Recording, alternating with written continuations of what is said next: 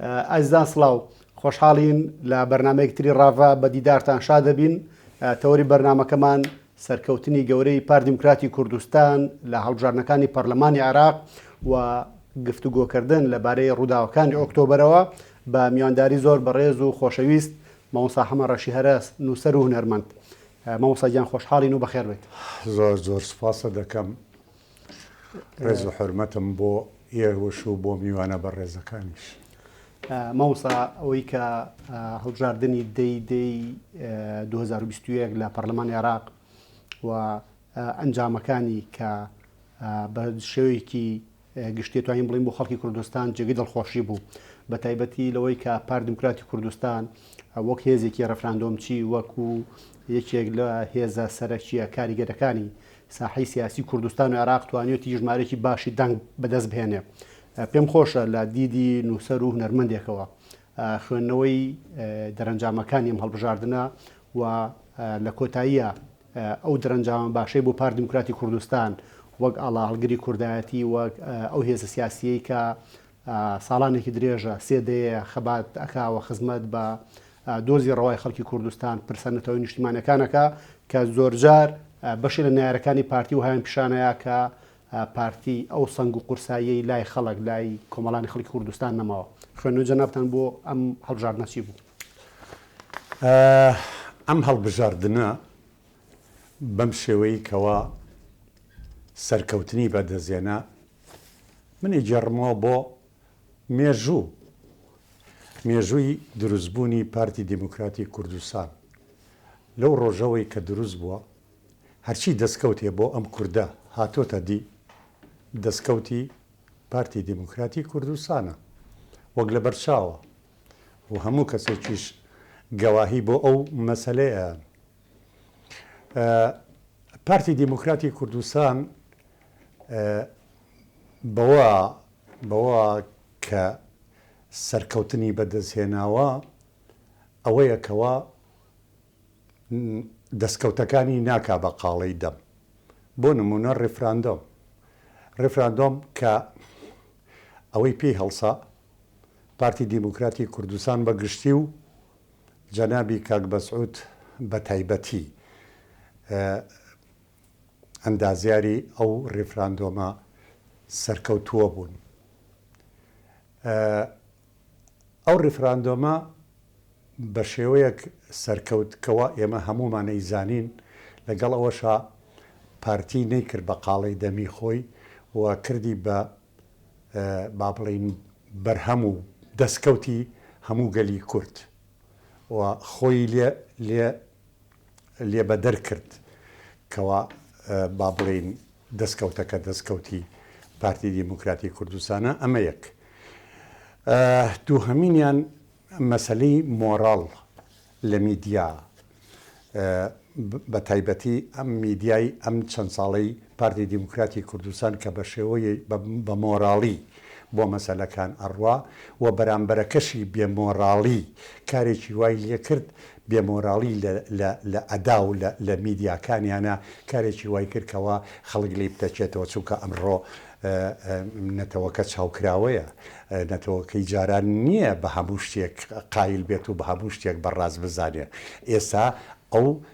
گوێچکەی ئەو بەس ڕاستیە بیستێ، تۆ هەموو ڕۆژە درۆبەی بەگوێیە هەموو ڕۆژە درۆبەی بەگوێیە کارەسات بۆ خۆ دەقەوبێنی. ئەوەتانێ بەو شێوەیەی لێ هاتکەوە وەکو خۆمان ئەی بینیومانەوە، ینی با بڵین حیزبی وا هەبوو هاتە سەر پلێت. ئەمە چۆرەوەریە بۆ ئەو حیزبە ئەبێ ئەدای خۆی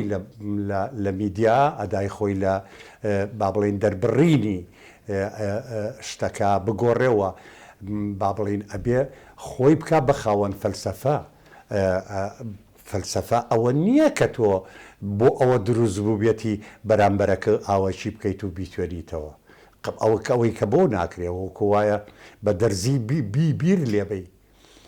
لەبەر ئەوە ئەبێ تۆ قەناعەت بەوە بکەی کەوا بەرامبەرەکە و بەرامبەرە خۆشە بە خاوەن فەلسەفە، خۆشش بکە بۆ نەتەوەکە ئێستا چاوکراوەیە هەموو شتێک بەڕاستی بینێ. ئەمە مەسەلەکە. بەڵێ ماوەسە باسیەوەت کرد کە پارتی قاڵەی نەکردووە و وەک هێزێکی نیشتیمانی بەهێمنی بە ئارامی مامەڵەی کردووە هەم لە سیاستکردنی بەردەوامی مێژووی خۆی و هەم بە تایبەتی لەو ماوەی ڕابردوو کە بینیمان لە پەرلەمانی عێراق چۆن بەشێ لە بەناو نوێنەرەکانی کورد بوونەوە گروپێکی بێهیواییان دروست کرده بوو و زۆر جار لە ناوەڕاست و لە حکوومەتی مرکزیەوە پەلاماری خەڵکی کوردستانیانەیە بە جۆر لە جۆرەکان کێشەشیان بۆ پارتی بۆ کورد بۆ حکوومەت هەرێمی کوردستان بۆ پەرلەمانی کوردستان دروستە کرد. پێم خۆش لەسەر ئەو بابەتی قاڵە نەکردنەی پارتی دیدگای جەنابەت زیاتر بزانم بە تایبەتی کە بەڕێزت لە سەردەمی شۆڕشەیلوو لە بەشێک بوویت لە مؤسسەی ڕۆشنبیر و ڕاگەاندنی کوردستان و لە ڕادیۆی دەنگی کوردستان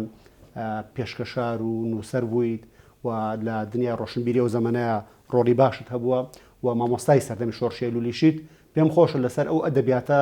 زیاتر گفتوگۆ بکەین کە ئەدەبیاتی خزمەتکردن بە بێدەنگی خزمەتکردن بە هێمنی خزمەتکردن بەبێ ئەوەی کە بیەیتەوە بە چاوی خەڵکە بەبێ ئەوەی کە ناسکەی بەسەر خەڵکە بەڵکو هەمیشە خۆشت و ینی پارتی بە جۆر لە جۆرەکان هەمیشە خۆشی بە قەرزارباری خەڵکیش زانیوە. پێم خۆشە وڵات لەسەر ئەو ئەدەبیاتە لەسەر زمانی جەنابتەوەکو کەسێکی شارەزا خاوەن ئەزمون و تەمەند درێژ لە ناو کای کوردایەتی و پرسی ڕۆشنبیریە. هەرچەنە سیاست بریتە لە چاوەڕاو سیاست بریتە لە با بڵین قۆسلەوەی هەلومەرجی ڕۆژ بەو دیوەکەوە لە بەرژەوەندی ئەو پێگەیەکەوە ئەو میدیای هەیە. بەڵام ئێمە باسی هەفتە و چوارێک کرد لە هەفتە و چوارە ئێمە هەمیشە با بڵین ماڵی بەرزانی و بە تایبەتی و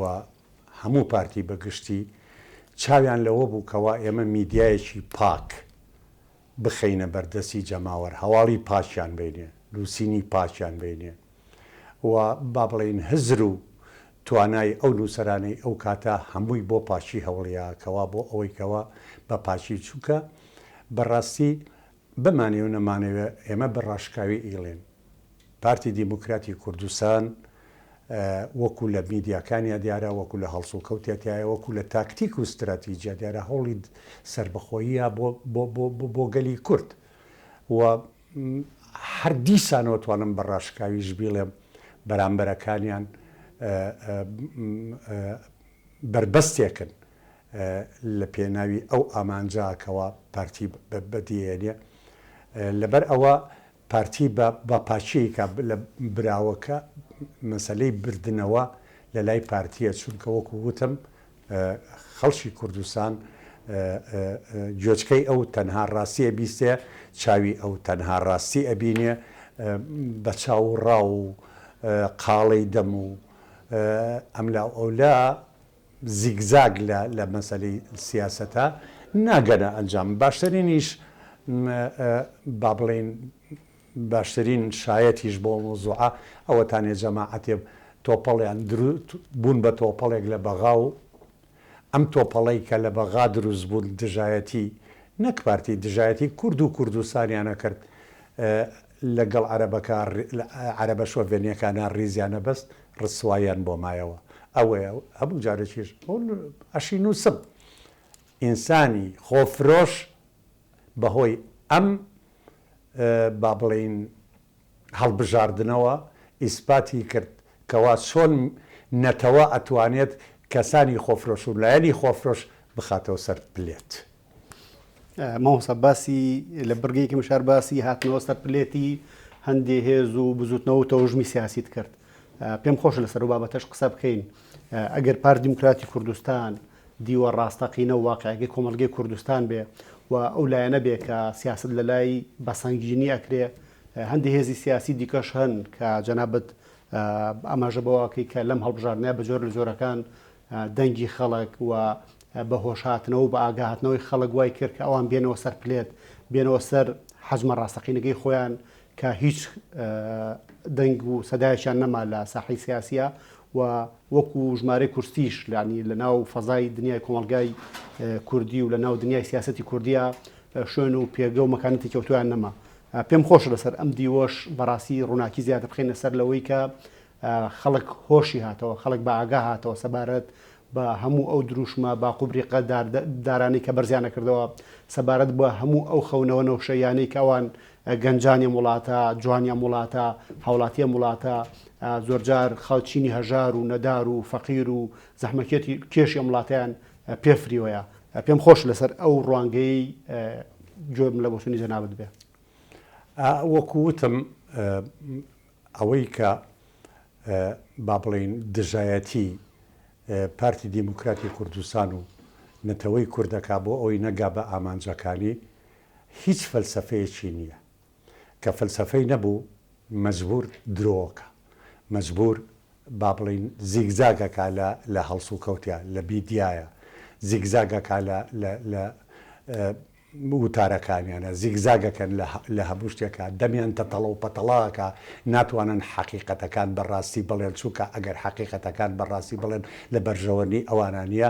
میلەت ئەمەی خوێنۆتەوە، نەتەوەکە ئەمەی خوێنۆتەوە. لەبەر ئەوە بەلای منەوە گەورەترین مەسەلە لێرە نەبوونی فەلسەفەیە، بەرامبەر بە فەلسەفەیەشی ڕاست و دروست کە ساڵەهایە لەسەری ڕوا، ئەو فەلسەفەیەش ئازادی و سربەخۆیی کورد و کوردستانە بە هەموو جۆرێک هەرچیەگەکەن لە پێناوی ئەوە ئەیکە لە بەرەوە میلەت وردە وردە بەرەو تەوەری ئەوە ئەڕوا. ئەمڕۆ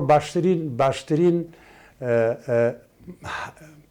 قۆناغا بۆ بەرەو تەوەرچوون چێ بەرەو تەوەری نەتەوەیی و سربەخۆیی و ئازادی ئەڕوا، ئەوە ڕێگاکەیەتی ئەیبینێ بە ئاشکرایی چێش چەواشە ئەکات و دژایەتی کورد و کوردستان ئەکات و لەگەڵ دوژمنی کورد و کوردستانە دەستی قسۆتە دەست بۆ ئەوەی کەوا بوون بە لوبێک بە ئایۆدیەک، بوون بە لەولەبێک لە ناو پزدانی سربەخۆیی میلەتی کووردا بۆ ئەوەی ئەم میلەتی کووردە نەبێ بە هیچ ئەمانە ئاشکرا و دیارن. میلەت ئەیان بینێت هەرچی جۆرە چاوەڕا و پاسا و ئەملاولایە بکەن فایدەی نییە ئیلا مەسەلەکە ئەوەیەکەوە نەتەوەکە ڕۆژە لە ڕۆژان لەوە زیاتریش ڕوتیانەکاتەوە و بەرەو هەڵدێرانە بەڕاستی. مامۆستاجان سواز بۆ شیکردنەوەکانت وە بۆ بەرچاو ڕۆشنیەکانت. پێم خۆشە قسێک لەسەر ئەوە بکەین کە ئەوەی کە بەڕێزت باست کرد لە سەردەمی شۆڕشیای لولەوە لە ئەدەبیاتی ئەو شۆڕشەوە لەو مەدرسەی کە بە مەدرسەی مستەفا بارزانی ئەناسیێنرێت و توانیوێتی لە ناو کۆمەڵگەی کوردیا لە ناو سیاسەتی کوردیا قیم و ئەخلاق بەرهەم بهێنێت و خزمەتکردنی خەڵک بەرەو پێشبردننی دۆزی ڕەوای خەڵکی کوردستانی کردوتە ئەو لەوێتی کاری. و جەنابەت باسێکی ئەوشت کرد کە بۆ نمونە چۆن هەندێک هێزی سیاسی دیکە کە تەنها لە چوارچێوەی گوتار و دروشمە ماونەتەوە و بجۆر لە زۆرەکان دەنگی خەڵک ئەوانی بردەوە سەر پلێت. پێم خۆشە قسەیەک لەسەرەوەش بکەین کە لە دوای دەرەنجامی هەڵبژاردنەکانی 2021 پارتی دیموکراتی کوردستان لە دوای ئەو سەرکەوتنە گەورەی بەدەستهێناوە کە 32 بۆ 33 کورسی پەرلەمانی عراقی بەدەستهێناوە کە نەکرد لە سەراسی کوردستان ژمارە کورسەکان و سنگ و دەنگی لە سەراسی عراقیش کردوێت هێزێکی گەورە و سنگین و کاریگەر لە ساحەی سیاسیە. پێم خۆش قسە لەسەرەوە بکەین کە پارتی لە بەیاننامەیەکدا کە ئەنجومەنی سەرکردایەتی پارتی کۆبوونەوە لە دوو هەڵبژاردنەکان دەست پێشخەریەوە کە جارێکی تر هێز و لایەنە کوردەکان یەک دەنگ و یەک گوتار بن، یەک ڕیز بن، کەف و کوڵی هەڵبژاردن تێپەڕێنن، زەمەنی بانگەشە و یەکتر تاوانبارکردن تێپەڕێنن، بگوازنەوە بۆ قۆناغی پێکەوە هەڵکردن، پێکەوە بە هاوبەشی کارکردن، بە تایبەتی بۆ پاراستنی استراتیژی خەڵکی کوردستان، استراتیژە نەتەوەی نیشتیمانیەکەی خەڵکی کوردستان لە بەغداد. خوێندنەوەی تۆ بۆ ئەم دەست پێشخەریە بۆ ئەم هەڵوێستی پارتی دیموکراتی کوردستان چییە؟ خوێندنەوە بۆ ئەم مەسەلەیە خۆشەکە ئاشکرایە، یعنی ئەو کەسەی کە ئەیەوێ ئاوی ناوچەوانی خۆی بە پاشی ڕابگرێت ئەبێت بێت لەگەڵ کاروانەکە، لەگەڵ کاروانی پێشکەوتنە، لەگەڵ کاروانی سەرکەوتنە، لەگەڵ کاروانی سربەخۆیە، لەگەڵ ئەو کاروانە بڕواکە. ئەمڕۆ هەرچی نەتەوەی جیهانەیە هەمووی خۆی پیرۆز کردووە لە لای نەتەوەکانی تر، خۆی ڕێک و پێ کردووە. بەڕاستی بەلای منەوە شەرافەتی وشەی کوردی، شەرافەتی دەربڕینی زمانی کوردی، ئەمەنە بەلای منەوە پیرۆزە پێم ئای بە درۆی پێ بکەی پێم ئای بە خەڵکی پێ هەڵخەڵەتێنی شوورەییە کارێکی وا بکەی بەلا ڕێیانابەری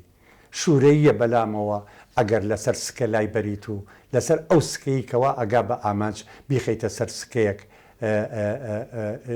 ڕێگاکەی شوێرکەیتەوە ڕێگاکەی نەگەێنی بە هیچ شتێک ڕێگاکەی بگەێنی بە کۆرەوەری ڕێگاکەی بگەێنی بە ژێردەستەی ڕێگاکەی بگەێنی دیسانەوە بە کۆی لەبوون و هەناسە ساردی میلەتێک هەزارەها ساڵە سەدەها ساڵە سەرکوتکراوی با بڵێن لە ژێر چەکوشی جۆرەها دوژبنە سەیرێکی ئەمڕۆ لە کوردستانە ئێمە سەیری ئەم هەموو حیزبەکەی کەوا دروست بووە یەکسەر یەتە خەیاڵتەوە ئەم هەموو حیزبە بۆ دروست دەبێ خۆ مەسەلەن شوێنێکی وەکو ئەمریکا دەوڵەتێکی ئیمپریالیە سێ حیزبیتیە دوو حیزبیتیایە کەنەدا دوو حیزب سێ حیزبیتیایە ئەو پەڕەکەی پێش حیزبیتیایە لە ئەوروپا وڵاتەکانیان هەمووی سێ حیزب و چوار حیزب لە پێش حیزب تێدا پڕێ ئەمە چیەکەوە ئێستا لەم کوردستانە زیاد لە 100 حیزبی زیاترتیایە 150 حیزبیتیایە ئەمە مەسەلەکە چییە؟ ئەمە مەسەلەکە شۆرەوەریە ئەمە مەسەلەکە دەسیەکە لە پشت ئەم نەتەوەیەوە کەوا ئەیەوێ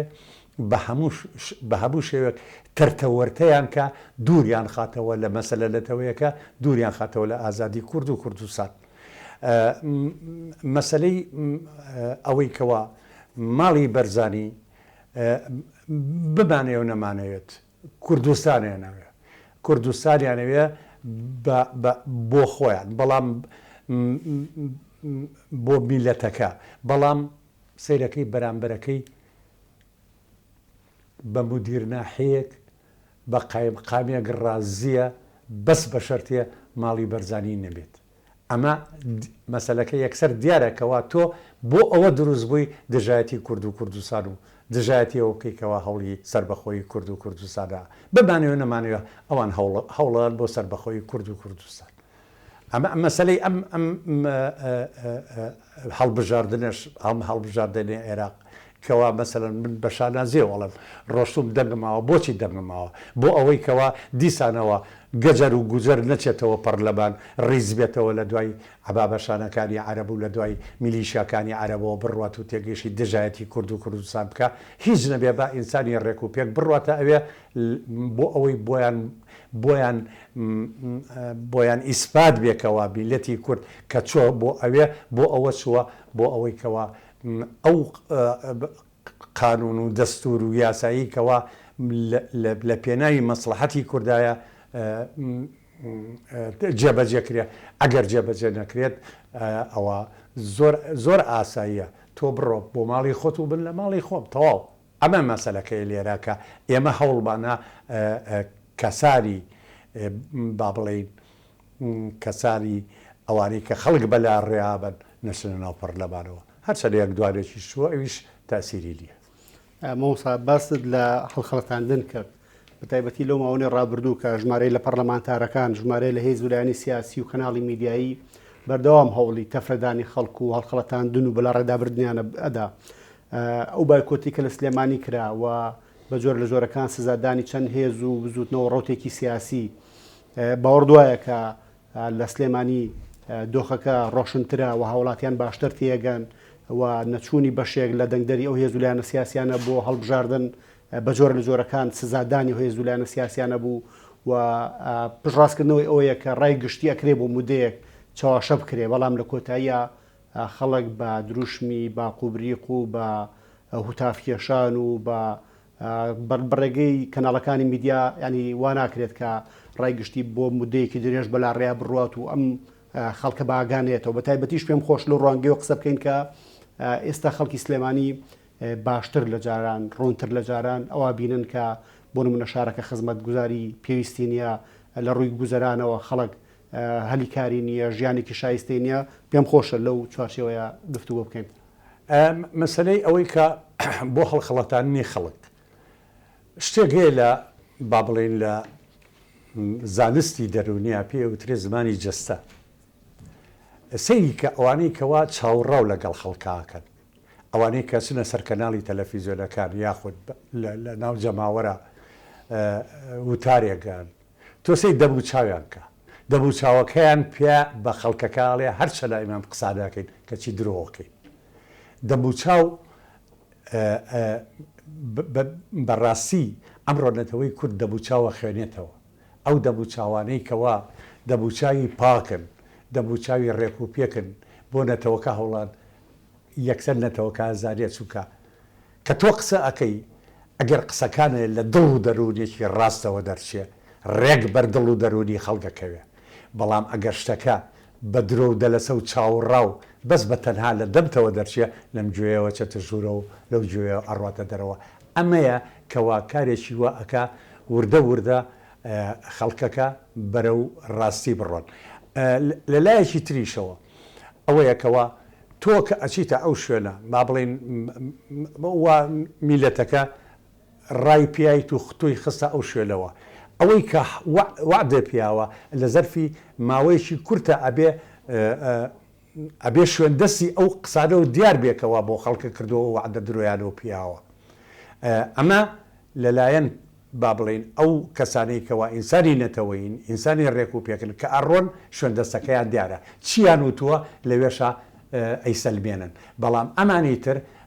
کە بە درۆ چاوەڕۆ ڕۆشتون یەکسەر ئەبینی ئەبن بە پاشکۆی دوژمنەکان و قوڕ ئەکەن بەسەر ئەو با بڵێن ئەو کەسێکەوە دەنگەکەشی بواون هیچ نەبێ کارێکی وا ناکەن کە متمانەی ئەو خەڵکە کارێکیەوە ناکەن کە با بڵێن حەقی ئەوەی ئەو ویژدان وەکو ویژدان ئەکاکە ئەو کەسە دەنگی پیاوی بۆ ئەمە بەستە تۆ بۆچی ئەچی بە بەستەکە ئەبێ بەلا ڕێە ئەمە مەسەلەکەیە لێرە نەتەوەکەش ئەمە نەجارێ نەدوان نەسیان ئاخرەکەی بۆی دەرەچێت و ئەو خاتەوە سەر پلێت مەوسا پێم خۆشە گفتگوۆی لەسەرەوە بکەین کورد لە بەغداد کورد لەو دی و حەمرینەوە کە ئەگەرمە بگەڕێنەوە بۆ ساڵی 2023 2056 کورد یەکدەنگ و یەک هەڵوێز بوو لە بەغداد و هەمیشە ئەگەر لە ناو خۆش لە هەرێمی کوردستان کێشە و ململانە و کێبڕکی هەبوایە تا ڕادێک بە ئاسایتر وەرەگیرا سەبارد بۆی کە بە تایبەتی لەم ساڵانەی خیرا هێزی کوردی لە بەغداد بە جۆر جۆرەکان شەخ کرابوو پەرتەوازە کرابوو و پلانی ناران ئەوە بوو کە کورد لە بەغداد پێکەوە نەبێت و پێکەوە هەڵ نەکات یەک گوتارویە خیتابی نەبێ و بە جۆر لە جۆرەکان کورد لە جیاتیەوەی کە سەرقاڵی استراتیژی نیشتیمانی خۆی بێ سەرقاڵی ململانی حیزبی و کەسی و دەنگۆ و واتەوات و شەڕی ئەعلامی و وەڵامدانەوەی یەکتر و ئەلەو شتە جووسئی و لۆکاڵیانەیە بخولێتەوە خوێنەوەی جەنابەت چییە یان داخوازی جەنابەت چیە بۆی کە ئەم هەڵبژاردنە کە کورد ئێستا زیاتر لە 6 کورسی پەرلەمانی بەدەستهێناوە و ئەگەری یان خواستێکی شەیە لەلایەن عەرەبەکانەوە بۆ هەموارکردنی دەستوری عێراقی کورد چۆن بتوانێت لە بەغداد هەم سەنگ و پێگەی خۆی بپارێزێ و هەم ئەگەر بشتوانێت بەرەو پێشی ببات و ئاوا بکات کە قەزەی کوردی لە عێراقا شوێن و مەکانەتێکی گەورەتری هەبێ و بەشداری کوردیش لە حکومڕانی عێراقا شوێنێکی باشتر بێت کاکە سەربەست با بن بە ڕاشکاوی قسە لەگەڵا بکەم بەڕاستی بەس بە شەرتیە ئەم کوردستانە ئەم نەتەوەی کووردە ئەم سەرکردایەتی ڕاستەقینەی کورد داوای سربەخۆیی نەکا بەس ئەبینی لە بەغا هەمووی یەکەگرێ ئەوانەی کەوا ئایدی دوژمنیشن ئەیان خەنەوە پاڵ مەسەلە نەتەوەیەکە و بەڵام هەر لەگەڵ کاتێک کە شۆڤێنێتی عەرەب شووری لێ هەڵکێشا و کورد داوای سربەخۆیی کرد و کورد داوای جابوونەوەی کرد ئەبینی کەوا ئەوانەی کەوا کلچیان لەگەڵ دوژمنا گریاوە هەمووی ئەچەند دیسانەوە تۆپەڵە بنەوە بەلایەکە و دژایەتی ئەو کەسانەکەنکەوە بۆ کوردایەتی و بۆ ئازادی و سربەخۆیی هەوڵیانناوە ئەمە شتەکە بە ئاشکرا دیارە ئەو کاتانەی کە جەنا بەباسیەکەی ئەو کاتانە بووکەوە با بڵێن سەرکردایەتی کورد لە پێناوی ئەوە کەوا تووشی گەرمە و کێشە دەبێ وازی لە مەسەلە سەربەخۆیەکە هێنا بۆ ئەوەی بۆ پێکەوە ژیان لەگەڵ عەرەب و لەگەڵ شۆڤێنێتی عەرەبا بژی کە سەیری کرد بە هیچ جۆرێک کاکە ئەبا مەسەلەکە لێرە لە خوێنیان نایە کاکە ئەوەتی هەن بە داگیرکردن و بە چاوەڕا و بە پاشقل لە بیلەتان دروست بوون. ئەبینی کەوا چۆن بە ناوی دینەوە هاتوون و ئێستا ئەوانە هەمووی وڵاتی عەرەبین هیچ کەسێکیش باسی دین ناکە تۆ لە جزیرەی عەرەبەوە حسابی کە ئەمە عەرەب لەوێ بوون ئێستا سەیرەکەی لە محیتەوە بۆ خەلیج هەمووی دەوڵەتی عەرەبیە و بە ناوی ئیسلامەوە هاتوون ئێستا هیچ ئیسلامی ژین ئەمە مەسەلەکەیە لێرە بەو شێوەیە هاتوون ئەوان ئێستا کە حسابی خۆیان دەکەن من چەند ساڵێک لەمە پێشێکێک لە با بڵێن سۆڤێنێتی عەرەب حسابیەوەکەکەوە حدودی عەرەبستان ئەچێتەوە زاگرۆس ئەمە بەچی؟ ئەمە بە چاوەڕاو ئەمە ئایا بە فێڵ و فەرەج بە چەوساندنەوەی خەڵک بە کوشتن بە خوێن ئەویان بۆ ئەچێتە سەر ئەجینە چۆن آخر عەرەب لەکوێ و زنجیرەچیای زاگرۆز لەکوێ ئەمە بە حدودی خۆیان ێزانن بە سنووری خۆیان ێزانن ئەمە چۆرەوەریەکەی لێرەوە دەست پێکە تۆ بە هیچ جۆرێک لەگەڵ شۆڤێنێتی عەرەبە هەڵ ناکەی ئیلا ئەبێ جابیتەوە تەواو بەڵێ مەوسا بەڵام لەگەر بۆ نمونە عێراقی بوونی ئێمە عێراقی دۆخێکی داسەپاویش بێ کە بە دڵنیاییەوە دۆخێکی داسەپاوە و ئێمە ویستومانە کە بەشێک نەبین لەو شکستانەی کە عێراق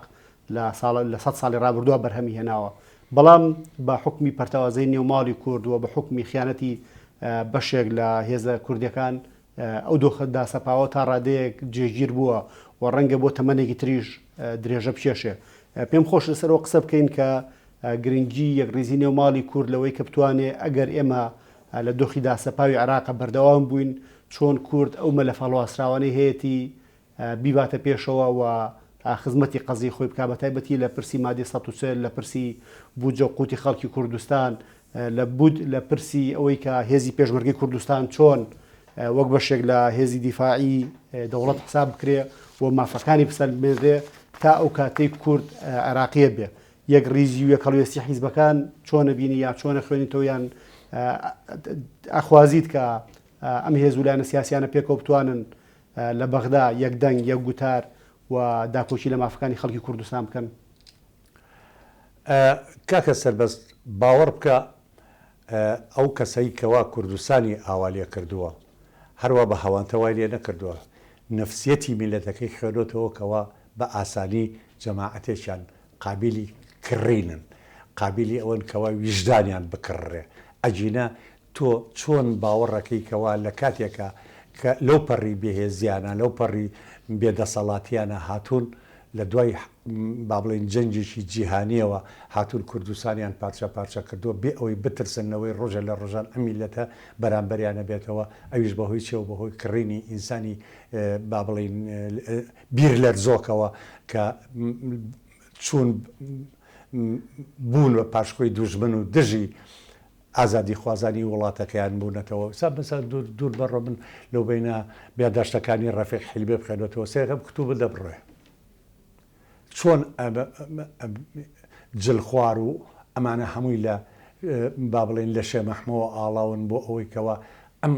کەسەنەتەوەی ڕێک و پێکە چاواشەکەن بۆی نەگە بە ئامانجەکەی خۆی بە هەر هەمویان لەبەر ئەوە بەلای منەوە بە هیچ جۆرێک یەکڕیزی لە ناو کوردستانە ڕوونا بەهۆی حیزبەوە بەهۆی ئەم تەکەتولانەوە کەوا دروست بووە بەهۆی ئەم تۆپەڵبوونەوە کە دروست بوو بە هیچ جۆرێک یەکڕیزی ڕوونا چونکە ئەوە بۆیە دروست بوو بۆ یەکڕیزی نەبێ ئیلا بە یەک شوێنە بێ ئەمانە وەکوتەمە بێ هەموو بێنەوە سەر پلێت ڕاستەکە بمێنێتەوە و ئەویش بەهۆی ئەو جەماوەرە چاوکراوەوە ئەو جەماوەرەی کەوا ئەمڕۆ پەروەردەیان والێ کردووە کەوا جەماوەر نەتوانێت سەربەرز کاتەوە جەماوەر نەتوانێت ئەوەنگە ڕۆشنبیری بێ چاک و خراپی خۆی لێکباتەوە جەماوەر نەتوانێت ئەوەنگە چاوکراوە بێت بزانێ کامە سەرە نوێلکی دوژمنە و کامە بەهەشتی ئازادی و سربەخۆیی ئەو میلەتێ ماوسا حەمەڕەشی هەرس نووسەر و هونەرمەند خۆشحاڵ بووین کە لە بەرنامەی ڕاڤە ئامادە بوویت زۆر سوپاسە دەکەم زۆر سوپاسی جۆگرانی خۆشەویستی ژەکەم ئەیڵێمەوە ئەو قسانەی کەوە لە دڵ و دەروونەوە دەرەچێت دڵ و دەروونەکەوێ ئەو قسانیشی کەوا لە دەمەوە دەرەچێ بۆ چاوەڕا و بەرجۆچکەکەوێت و لەو جۆچکەی کەەوە ڕاتە دەرەوە. ئازیزان تا بەرنمەیەکی تر و تا دیدارێکی تر بەخواتان ئەسپێرین و خواتان لەگەڵ بێت.